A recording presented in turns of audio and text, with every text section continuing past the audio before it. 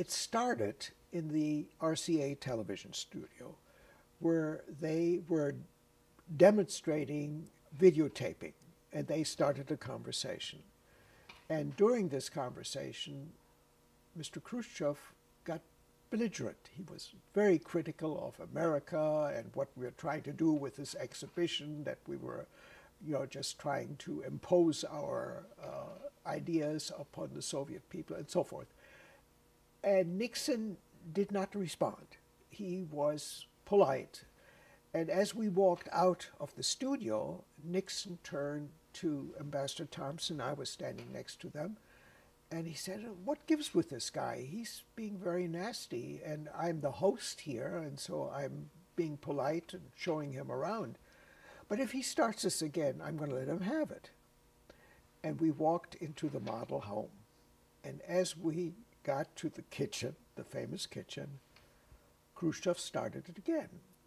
And then Nixon responded in kind. And they really were going at each other, tooth and nail. Very, very tough. At one moment, I thought they were going to come to blows. But every time it came to that moment, they all backed up, they laughed and embraced each other and started the second round. And there were probably 150 American correspondents and bystanders around there. Tape recorders were not in existence in those days.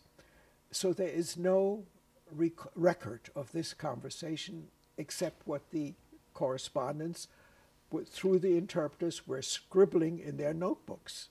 And people were trying to remember what was going on. But there is no verbatim text of this particular debate. And people who say that they have one, they're mistaken.